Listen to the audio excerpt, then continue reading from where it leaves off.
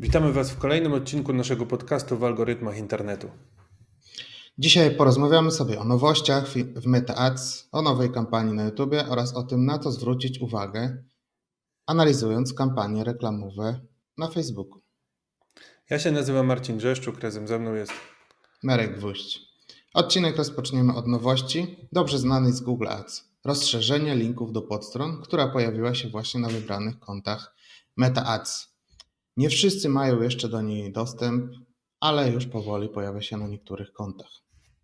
Dokładnie. Ta funkcja rozszerzenia linków umożliwia, jak sama nazwa wskazuje, dodawanie do reklam wielu stron docelowych. Do tej pory bez tej funkcji można było dodać tylko jeden link do konkretnej strony docelowej. Dziś mamy możliwość rozszerzenia tego o kilka stron, kilka linków do konkretnej strony docelowej. Będzie to wyświetlane w formie poziomego przewijania pod reklamą, takich jakby etykiet w formie pastelek umieszczonych poniżej głównego obrazu lub filmu. Ja już na niektórych kontach właśnie mam tą funkcję, ale jest ona dostępna tylko w kampaniach, gdzie miejscem docelowym jest witryna internetowa. Warto tutaj jeszcze wspomnieć, że te reklamy z linkami do witryny, czyli to rozszerzenie linków, ta funkcjonalność będzie wyświetlana tylko i wyłącznie w aktualnościach na Facebooku, czyli na razie jest dodane tylko to umiejscowienie. Tak jest. No, coraz więcej ludzi pyta o to, gdzie to znaleźć. Natomiast my tutaj chcielibyśmy się skupić na tym, jak taką funkcjonalność, czy w ogóle, jak będziemy mówić o takich funkcjonalnościach, to chcielibyśmy Wam powiedzieć, jak takie nowości wykorzystać w Waszym biznesie. I może zacznijmy tutaj od tego, jak można to wykorzystać w sklepie internetowym. Marcin, co myślisz? No ja to mam już na to kilka pomysłów. Powiem szczerze, że z niecierpliwością czekam, aż to wejdzie. Nie spodziewam się tutaj jakiejś rewolucji, że to będzie game changer czy coś, no bo to jest zupełnie nowa funkcjonalność na tej platformie i ludzie mogą nie być jeszcze przyzwyczajeni, ale z przyjemnością to wykorzystam. Jeśli chodzi o biznesy, z którymi ja mam do czynienia, to wykorzystam to w sposób następujący i tutaj zdradzę kilka przepisów, jak to można wykorzystać. Na przykład weźmy sobie branżę cateringową, która jest dosyć popularna ostatnio w reklamach. Jest to również e-commerce, jest to sprzedaż internetowa i tutaj pod reklamą tą głównym filmem czy głównym zdjęciem, które mamy w reklamie, można dać linki do konkretnych diet, czyli jeśli promujemy ogólnie catering czy ogólnie markę, można dać linki do konkretnych diet, czyli do diet, które są w portfolio. Bo jeśli promujemy na przykład konkretną dietę do jakiejś tam grupy docelowej, można dać na przykład linki do kaloryczności tych diet, o ile mamy gdzie ich odesłać, w sensie jeśli jest to zrobione na oddzielnych podstronach na stronie. No to tutaj jeszcze dorzucę od siebie, czasami na stronach, gdzie można kupić catering dietetyczny, są kalkulatory właśnie kaloryczności, no i śmiało można tutaj też podlinkować do tego. Mhm. Kolejny przykład, który mógłbym powiedzieć, może z branży fashion, która jest również bardzo popularna i z którą mamy do czynienia, no to można dać na przykład podstronę z nowościami pod główną reklamą, można dać podstronę z konkretnym produktem, jeśli promujemy na przykład, nie wiem, linię produktów lnianych, no to można w rozszerzeniu dać te produkty, które chcemy promować. Można dać podstronę z różnymi modelami, czy to rozmiarami, czy to kolorami. Możliwości jest naprawdę dużo i otwierają się naprawdę fajne drzwi.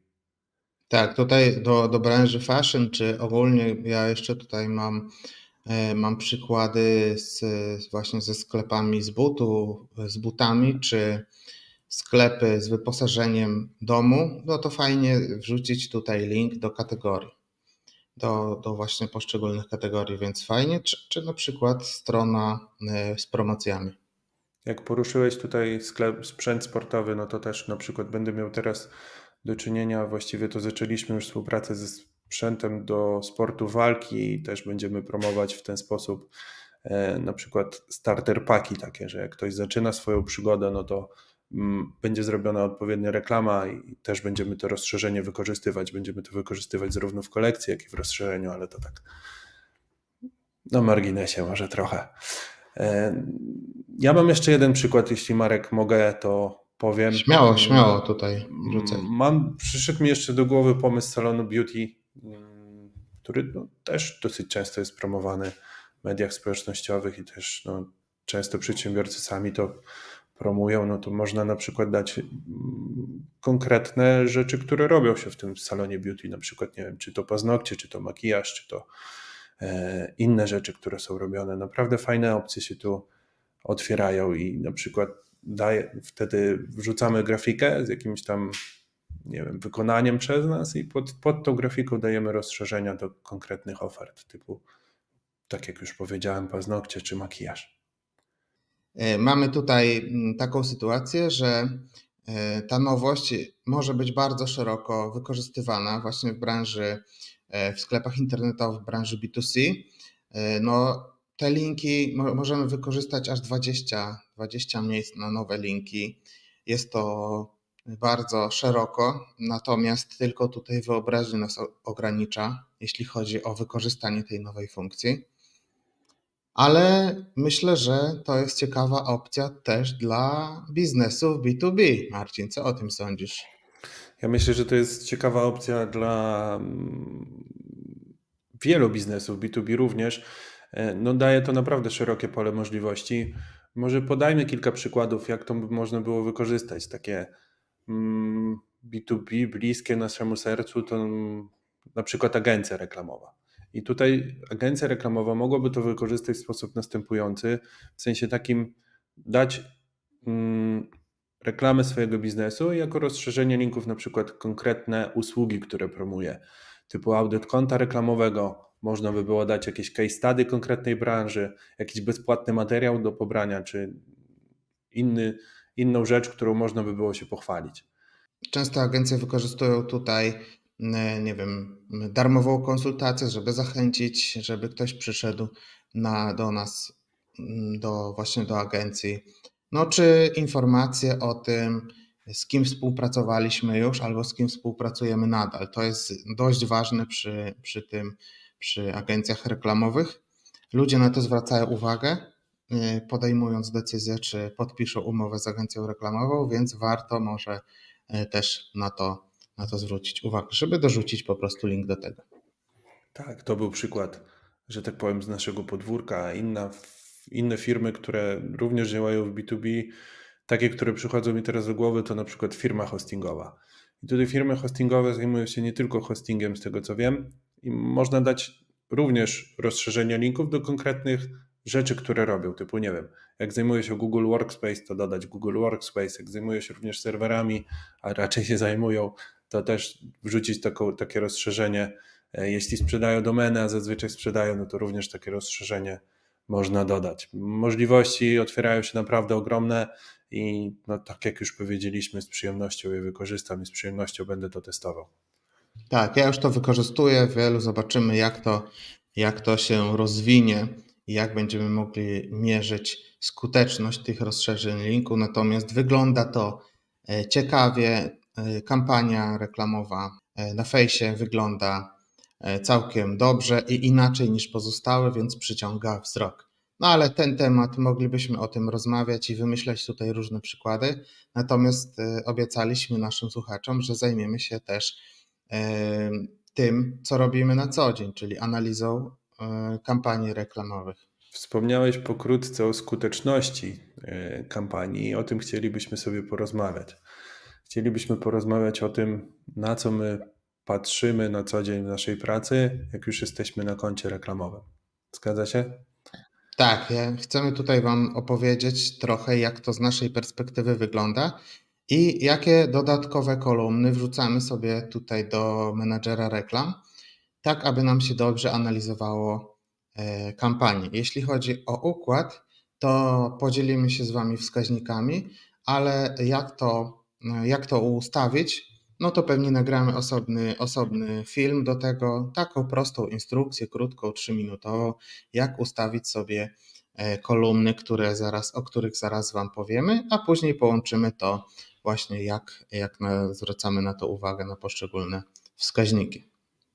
Tak jak już Marek wspomniał, nie będziemy się skupiać na tym, Co te wskaźniki oznaczają, dlaczego my je wykorzystujemy, o tym będzie jakby oddzielny materiał. Nie będziemy też skupiać się na tym, jak doszło do tego, że te kampanie są, na przykład na koncie reklamowym, czyli nie będziemy rozmawiać o strategiach. Pogadamy sobie po prostu o układzie kolumn, który my stosujemy na co dzień w swojej pracy. I teraz nie wiem, Marek, jak to wygląda u Ciebie, ale ja mam dosyć, znaczy nie tyle standardowy, co jeden uniwersalny format kolumn, który używam dla różnych biznesów i powiem o dwóch, z którymi ja mam styczność. Taki, z którym najwięcej mam styczności, to są sklepy internetowe i taki, z którym mam również styczność, ale w mniejszej ilości, to są biznesy B2B. I teraz kolumny, na które patrzę w e-commerce'ach, czyli w sklepach internetowych, to jest koszt, wynik, czyli to, na co ta kampania jest optymalizowana i na co ustawiona. Kolejny wskaźnik to CTR linku, kolejny to CPC linku, ilość wyświetleń strony docelowej, koszt wyświetlenia strony docelowej, wyświetlenia zawartości, czyli ile produktów jest jakby wyświetlonych w ramach tej kampanii, ilość dodań do koszyka, ilość zakupów, wartość zakupów i ROAS, czyli zwrot z tej kampanii. Dorzuciłbym do tego częstotliwość, do tych Twoich wskaźników, bo też te, które wymieniłeś, używam, ale mam też wskaźniki, które sobie stworzyłem na koncie reklamowym. Znalazłem je kiedyś w internecie i są to, ja to mam nazwane QCP, czyli wskazuje, ile procent osób klikających rzeczywiście w nasze reklamy spowodowało rzeczywiste wyświetlenie strony docelowej. I tutaj wspomniałeś o wyświetleniu strony docelowej, czy wyświetleniu zawartości, czyli wyświetlenie produktu. Jest to taka różnica, że wyświetlenie strony docelowej to jest wyświetlenie jakiejkolwiek naszej strony internetowej, strony z naszym produktem, czy stronę kontaktu, a wyświetlenie zawartości, czy wyświetlenie produktu jest to wyświetlenie strony, na której znajduje się produkt, czyli tak naprawdę wyświetlenie karty produktu. Ja jeszcze sobie dorzuciłem tutaj conversion rate i taki współczynnik jak stosunek ilości dodanych produktów do koszyka, czyli ilość dodań do koszyka w stosunku do ilości zakupów i średnią wartość koszyka. I tak sobie to obserwuję. A co z B2B? Bo wspomniałeś o B2B, to co z tym? Tak, z B2B tak naprawdę to mam do czynienia na różne sposoby. Pierwszy sposób jest taki, że nie zawsze jest to strona internetowa czy landing page i wtedy zbieramy formularze kontaktowe bezpośrednio przez Facebooka, więc tutaj za wiele tych kolumn nie ma i za wiele jakby tych rzeczy, które można obserwować, nie ma. Jeśli jest strona docelowa, no to patrzę sobie na właśnie koszty wyświetlenia tej strony docelowej, ale nie jest to jakiś taki wskaźnik, na którym szczególnie się skupiam, bo wiadomo, tutaj ta usługa jest do dosyć wysublimowanej grupy docelowej, więc ja tutaj patrzę głównie na ilość pozyskanych kontaktów i albo przez formularz kontaktowy na Facebooku, albo przez jakiś landing page, bo to nas jakby najbardziej interesuje. Wspomniałeś, Marcin, o tym, że taki układ pozwala na analizę tego, więc ja tutaj opowiem trochę, jak ja to z mojej perspektywy oglądam. Na pewno nie pierwsze co, takie zastrzeżenie od razu zrobię, nie porównuję kampanii, które mają inny cel reklamowy do siebie, tak? Czyli najpierw patrzę, jaki. Dlaczego tak? No, ciężko jest porównywać ilość zakupów, na przykład w e-commerce, z kampanii, która za cel ma dowożenie ruchu na górze lejka i kampanii, która jest optymalizowaną pod zakupy. No, jak sama nazwa wskazuje, czy warto sobie poczytać o tym, jak wyglądają te cele reklamowe na Facebooku, bo jeśli wybierzemy kampanię z celem na ruch, to wskazujemy Facebookowi, że chcemy pozyskać osoby, które z największym prawdopodobieństwem wejdą na naszą stronę internetową. A kampania z celem na zakup, no to dajemy znać do Facebooka, słuchaj stary, szukaj mi osób, które z największym prawdopodobieństwem zrobią zakupy w moim sklepie internetowym. Więc jeśli miałbym dwie kampanie, tylko dwie, które jedna jest zoptymalizowana pod ruch, a druga pod sprzedaż i brałbym pod uwagę na przykład wskaźnik tylko zakupy, no to jak już sami słyszycie w głosie, niestety nie miałoby to sensu. Kampania sprzedażowa powinna zazwyczaj w 99% lepiej sprzedaje i na to zwracam uwagę, a kampania na ruch ma inne zadanie. Więc ja tutaj zaczynam od tego wskaźnika kampanię w e-commerce sprzedaż i patrzę sobie na koncie, czy ta sprzedaż się zgadza, czy są koszty zakupu na przykład, czy koszty zakupu są odpowiednie. Jeśli nie, no to muszę się zagłębić w tą kampanię, czyli sprawdzam sobie, jakie jest CTR kliknięcia linku, tak? Bo tutaj możemy z tego wywnioskować, że może jest zła grupa docelowa dobrana albo słabe kreacje dobrane. No to już byśmy musieli osobny odcinek o tym stworzyć, żeby o wszystkim porozmawiać. Natomiast na co zwracam uwagę? Patrzę właśnie na ten wskaźnik QCP, czyli ten Quality Click Percentage, no bo on, jeśli jest poniżej 85%, to warto by było sprawdzić, czy nasza strona się dość szybko ładuje, a może niestety mamy jakiś błąd i coś się tam zadziało na stronie. Natomiast patrzę też na wyświetlenie strony docelowej, na ten koszt, czy to wszystko się zgadza. Jeśli nie, no to kombinuję coś, żeby tutaj pozmieniać. I tak naprawdę to jest taki wstępny plan na to, jak ja patrzę na kampanie reklamowe. No im głębiej właśnie, im bardziej się to nie zgadzają te wyniki, no to muszę pogrzebać głębiej w tych wszystkich kampaniach, w tych wszystkich kreacjach reklamowych na tym. A ty, Marcin, jak to u ciebie wygląda? Ja to przedstawię z troszeczkę innej perspektywy, bo już ja mam taki sam schemat działania. Bardzo długo razem pracowaliśmy, robiliśmy wiele projektów wspólnie, więc ten jakby background działania mamy podobny, a wręcz bardzo zbliżony do siebie. Ja powiem, ty powiedziałeś o tym, na co zwrócić uwagę na koncie reklamowym. Ja wyjdę troszeczkę szerzej, bo czasami zdarza się tak, że w danej kampanii promujemy konkretne produkty, a te produkty mogły się na przykład wysprzedać, topowe rozmiary mogły się wysprzedać, albo po prostu stany magazynowe mogły gdzieś tam uciec z magazynu, że tak powiem, no i wtedy te wyniki kampanii też nam szybują w dół. Może być tak, że chwilowo jakiś błąd na stronie się podział, o czym Marek już pokrótce wspomniałeś. Także tych możliwości, tych rzeczy, na które warto zwrócić uwagę, jest dosyć dużo. Jest to temat rzeka i myślę, że warto by było. Będziemy do tego tematu wracać na łamach tego podcastu, będziemy go rozszerzać, będziemy na różne aspekty patrzeć. Dzisiaj tak go trochę zagailiśmy. Pozwolę sobie ten temat krótko podsumować, czyli jak wchodzimy na konto reklamowe, to musimy patrzeć na wskaźniki danej kampanii. Na co ta kampania jest przede wszystkim ustawiona, czy jest ustawiona na to, żeby dowozić nam ruch, wtedy patrzymy na wyświetlenia strony docelowej, a jeśli są to kampanie zakupowe, to musimy patrzeć na ilość zakupów, koszt zakupu, czy zwrot z danej kampanii, czyli ROAS. No dobrze, to chyba ten temat mamy przegadany. Przejdźmy sobie do ostatniego tematu, o którym wspomnieliśmy na samym początku odcinka. Tak, ostatnio YouTube dodał bardzo fajną funkcjonalność odnośnie reklam. Z tego co wiem, Marek, już ją zacząłeś testować.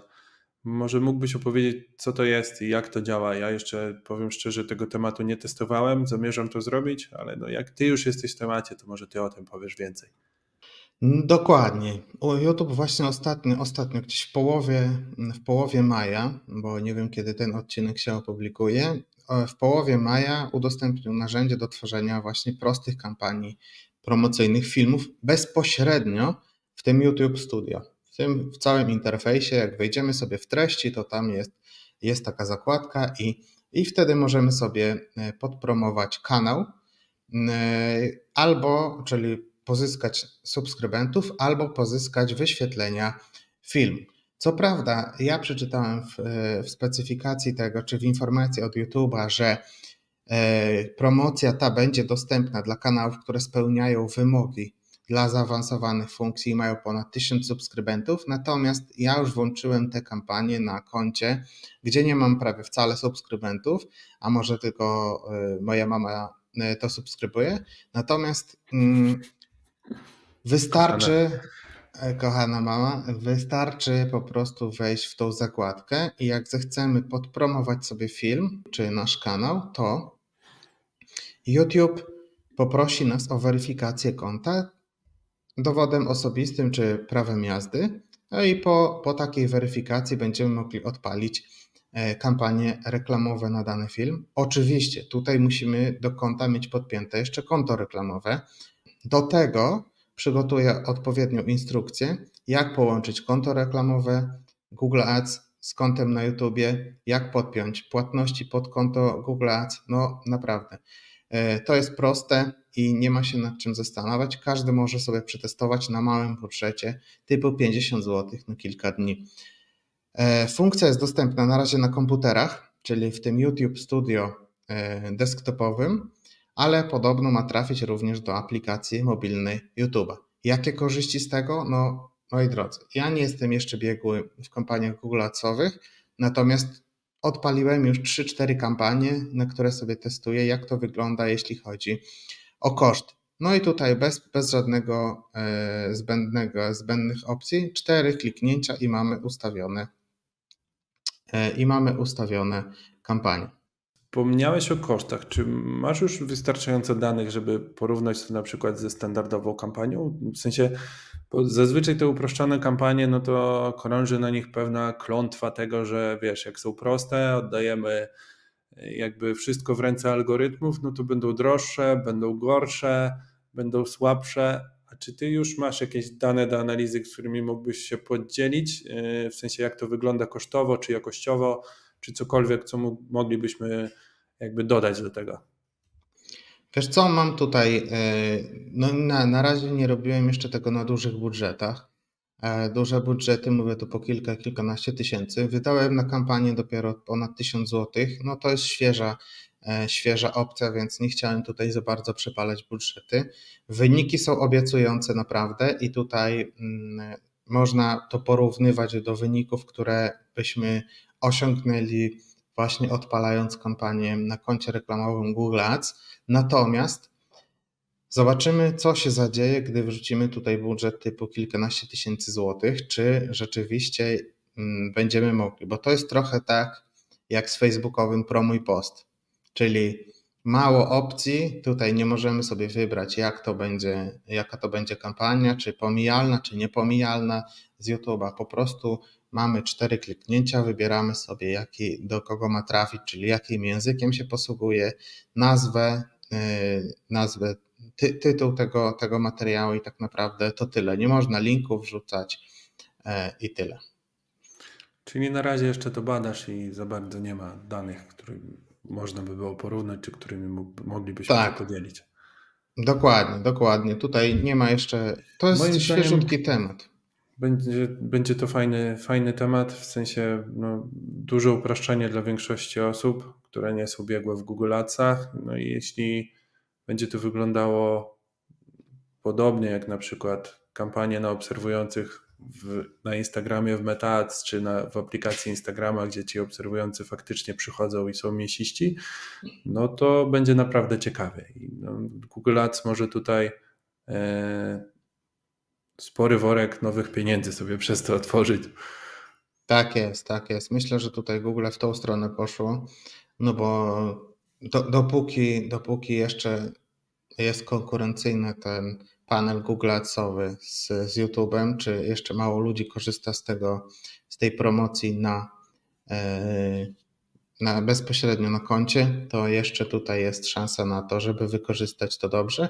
No i żeby takie małe kanały nie stały puste, bo za 100 zł podpromować sobie jeden film, to już fajne liczby pojawiają się pod filmem i ten kanał nie jest taki pusty. Będziemy to na pewno testować na naszym podcaście, więc będziemy dawać znać. Więc podsumowując, już ten wywód o reklamach, prostych reklamach na YouTubie. Jest to nowa funkcja promocji, która daje twórcom na YouTubie proste i efektywne narzędzia do zwiększania zasięgu, czy zaangażowania widzów, co może przełożyć się na wzrost liczby wyświetleń czy subskrybentów, a dalej już na potencjalną sprzedaż. Dosyć mięsiste liczby, jeśli chodzi o filmy na YouTubie, wyświetlenia, subskrybenci, także no będzie ciekawie, zobaczymy, przetestujemy, damy Wam znać, jak to wyszło. No i dobrze, to wszystko w dzisiejszym odcinku. Zachęcamy Was do subskrypcji kanału, do obserwowania. Kliknijcie dzwoneczek, dajcie łapkę w górę, zostawcie komentarz, czy Wam się podobało, jakie tematy jeszcze chcielibyście, żebyśmy poruszyli. No i co? Do usłyszenia. Dzięki, do zobaczenia.